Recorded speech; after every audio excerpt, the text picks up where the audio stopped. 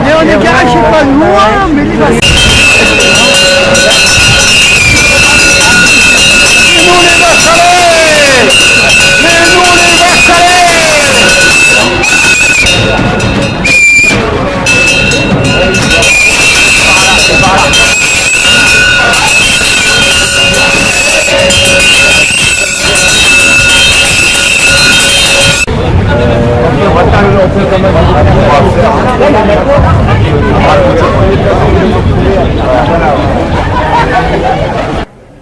Aujourd'hui, 1er décembre, nouvelle journée d'action interprofessionnelle sur la précarité et l'exigence de plus de droits pour les privés d'emploi.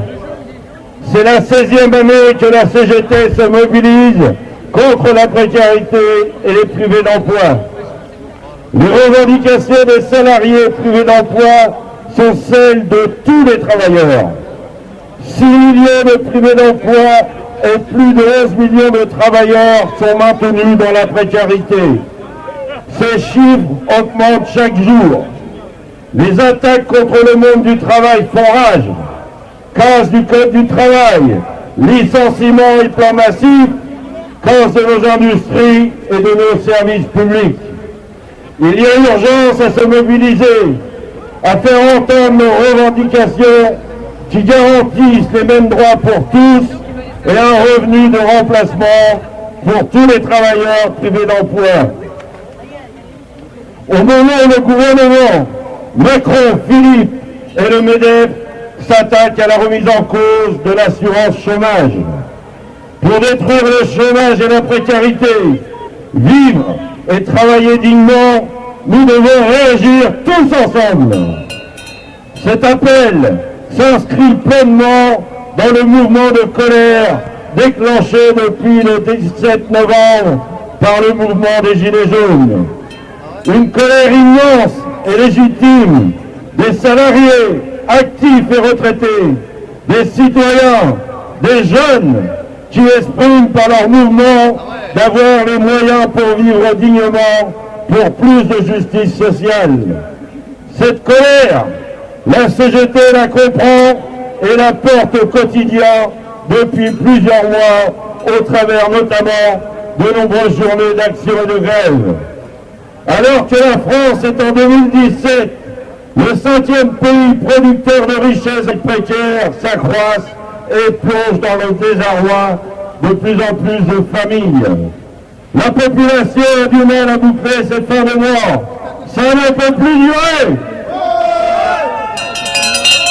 Le gouvernement de patronat joue avec le feu en refusant les revendications, en méprisant les organisations syndicales, le mouvement populaire des citoyens depuis le 17 novembre qui s'exprime en France contre l'austérité économique que subissent les travailleurs, les retraités, les privés d'emploi, les étudiants, alors qu'une infime minorité de la population tire les profits de cette austérité.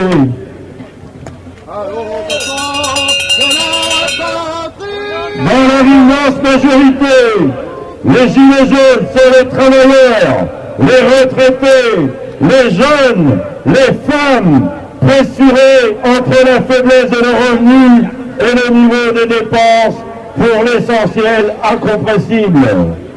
Dans la plupart des cas, il s'agit de personnes qui travaillent ou vivent dans des lieux où nous sommes absents, entreprises où nous sommes présents. L'action massive et continue des Gilets jaunes doit nous interpeller. Les militants CGT ne doivent pas rester spectateurs. Beaucoup sont déjà présents sur les barrages routiers. La CGT doit réagir en convergence avec tous les mouvements de contestation. Gilets jaunes, rouges, sans gilet ou blouse blanche, tout en faisant la clarté sur nos revendications qui ne sont en aucun cas celles de l'extrême droite. Nous condamnons les violences policières envers tous ceux qui combattent l'injustice. Nous exigeons la baisse drastique des taxes indirectes, TVA, taxes sur les produits pétroliers, Nous demandons une TVA à 5,5% sur les produits de première nécessité, notamment le gaz et l'électricité ainsi que l'eau. La CGT demande la suppression de la CSG et son remplacement par une cotisation sociale. Le rétablissement immédiat de l'impôt sur la fortune.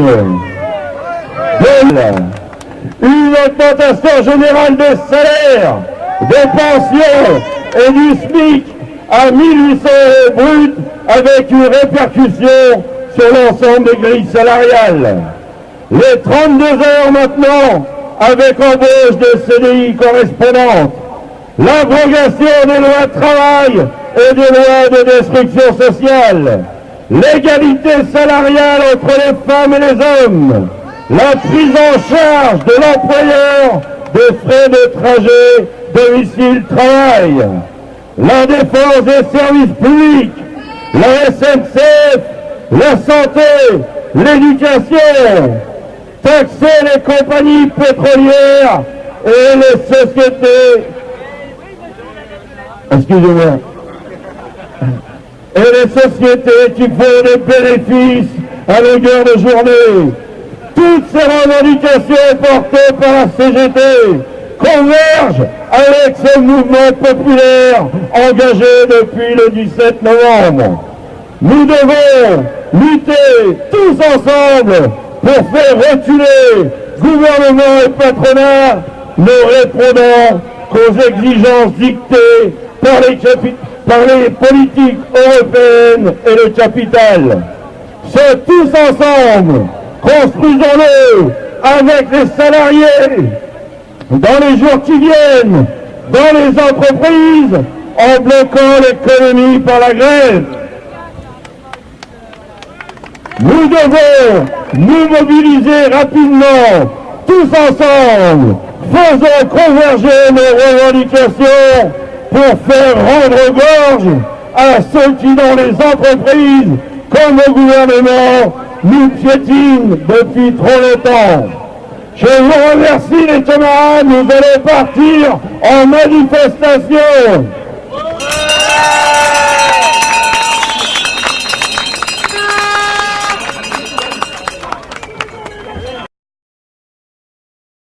C'est bien par la grève et par l'arrêt de l'économie dans les entreprises, avec ce mouvement de colère qui existe, qui est légitime depuis le 17 novembre, que le gouvernement et le patronat ravalera sa copie.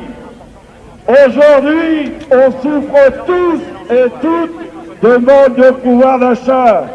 Il est grand temps d'augmenter les salaires. Il est temps de mettre fin à cette précarité dominante dans le public comme le privé. L'éducation, la santé, l'énergie ne sont pas une marchandise, c'est un bien public. Il doit être accessible à tous et toutes, et même ceux qui n'ont pas de ressources. C'est les éléments privés. Quand on passe le service public et qu'on fait les entreprises, et dans la tête, c'est toujours le même qui la paye. Les impôts, il y en a beaucoup qui en payent, mais il y a une grande majorité qui se voient et qui n'en payent pas ou qui filent leur fric dans les paradis fiscaux. Regardez Carlos Ghosn, qui est en prison actuellement au Japon. Carlos Ghosn, qui auprès de ses salariés nous serre la ceinture en bloquant les salaires, en licenciant, en rallongeant la durée du travail. Oui, cette convergence, la CGT a la volonté de la construire avec tous ceux et toutes celles qui se battent, avec les jeunes, avec les retraités et avec les privés d'emploi. C'est tous ensemble qu'on va gagner. On continue, on lâche rien.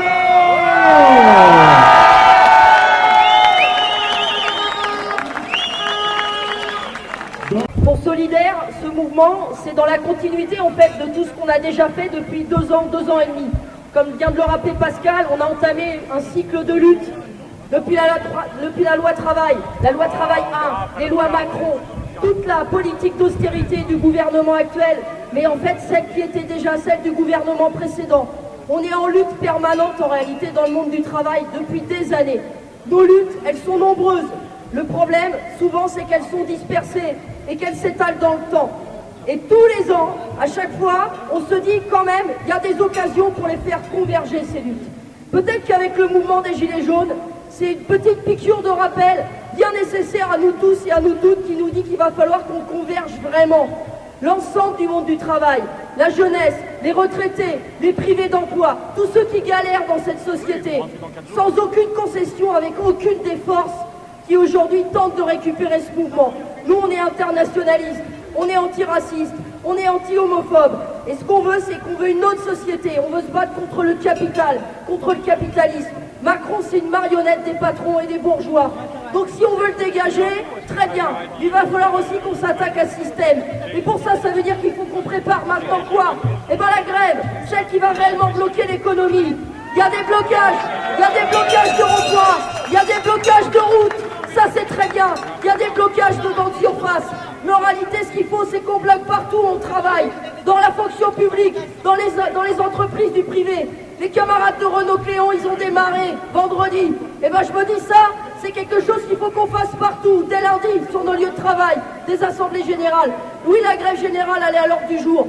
Et c'est plus simplement comme une nostalgie ou comme quelque chose qu'on fête quand on a 5 minutes. C'est devant nous, et c'est bientôt, et ça veut dire qu'il faut qu'on la construise dès maintenant, tous ensemble, dans l'unité du monde du travail, des organisations syndicales qui veulent se battre contre le gouvernement, contre le patronat, et contre tous ceux qui les ont toujours défendus et approuvés. Macron, toute sa clique, et tous les politiciens qui voudraient récupérer quoi que ce soit. La force, c'est nous, c'est le monde du travail, la jeunesse, les femmes, les hommes en lutte, les retraités. Allons-y, parce qu'on va gagner.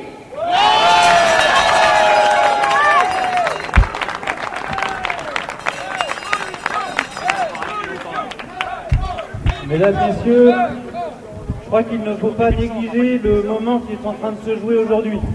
Le moment est historique. Il y a 15 jours, un mouvement populaire s'est créé, sans étiquette, sans parti politique. Tout le territoire national, les médias, sont maintenant informés que le peuple est en colère, que le peuple critique la politique d'un gouvernement sourd à toutes les revendications du peuple, toutes les revendications populaires. Nous avons compris que le message est le suivant. Les gens n'arrivent plus à vivre, ils ne font que survivre. Chacun ici que nous sommes n'avons qu'une vie, nous aussi avons le droit de la vivre comme les autres. Il y a 14 jours, ce mouvement a été lancé et pourtant, le gouvernement n'entend rien. Il prétend entendre, il prétend comprendre la colère de chacun d'entre nous. Mais ce ne sont que des paroles. Car à ce jour, aucun acte concret n'a été posé.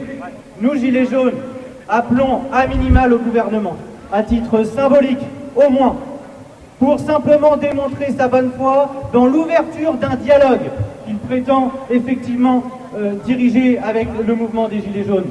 Nous l'appelons symboliquement à renoncer à la hausse des taxes sur le carburant décidée pour le 1er janvier 2019.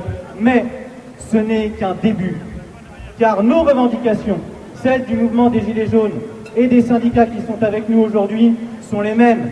Pour les résumer, nous voulons qu'enfin, le gouvernement mène une politique dans l'intérêt de 99% de la population et non plus dans celui des 1% les plus riches.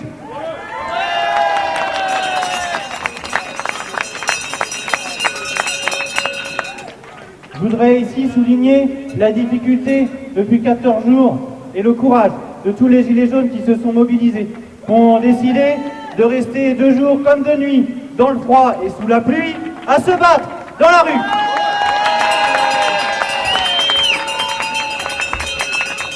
Le couvercle a sauté, le gouvernement nous a sortis dans les rues, il n'est pas prêt de nous faire rentrer dans nos maisons.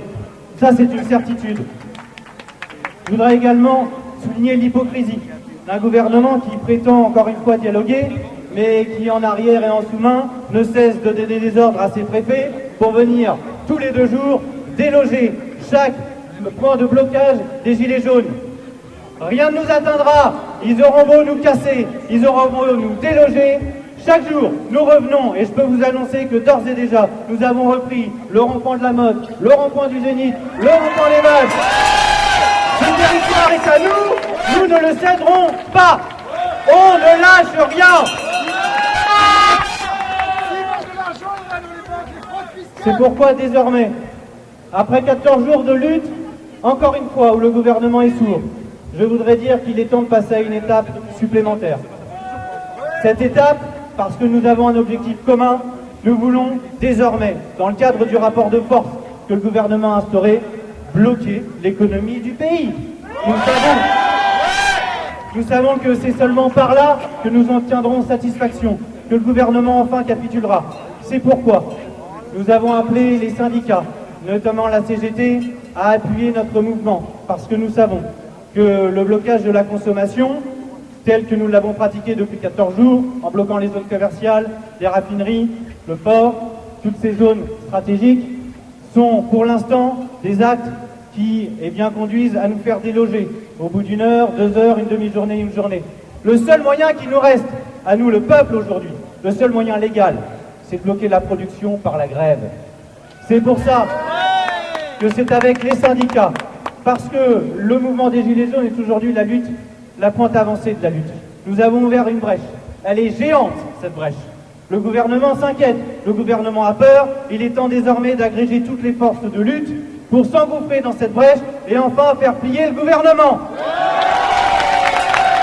Camarades, juste un petit mot, puisque certains d'entre nous considèrent qu'on est dans le palais de la justice. Je vais vous raconter quelque chose d'assez terrible, mais on va comprendre par rapport à la société dans laquelle on vit. Il y a quelques mois de ça, un salarié d'une petite PME, une toute petite PME qui s'appelle Bolloré, est décédé de la chute d'un portique. Il a fait une chute de 40 mètres de haut, il en est mort. La justice, en juillet dernier, a considéré que la faute du groupe Bolloré était établie et que la faute du groupe Bolloré était responsable de la mort de ce salarié. Que dit la justice? La justice condamne le groupe Bolloré à 5 000 € d'amende. C'est ça le prix d'un homme et d'une femme au travail aujourd'hui dans cette société-là. C'est un exemple parmi tant d'autres quand on parle de la TVA, les taxes. Est-ce que c'est normal que quand on gagne 800 € avec un caddie, un Carrefour ou un Leclerc 200 €, est-ce que c'est normal qu'on paye autant de TVA que ceux qui en gagnent 3 000, que ceux qui en gagnent 6 000 ou 30 000? Effectivement, les taxes, c'est injuste. Et la seule chose juste, c'est de faire payer ceux qui ont les moyens, les patrons, le groupe Total et tous ceux qui continuent à faire des milliers de bénéfices. Et la question, c'est est-ce qu'on s'arrête là?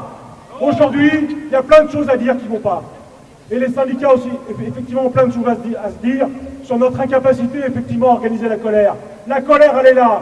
Au niveau des entreprises, on a des difficultés. Ça fait des années qu'on mène des bagarres, des grèves. Et ces grèves, manifestement, ça a souvent été des défaites, comme en 2003 sur les retraites, comme en 2010 et en 2007. Aujourd'hui, il y a un petit vent de révolte. La question, c'est est-ce qu'on s'arrête là?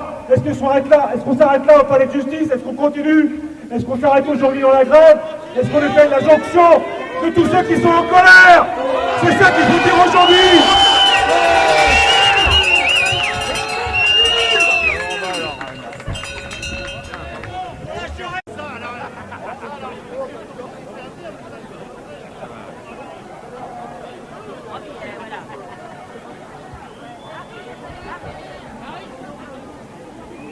Macron, démission!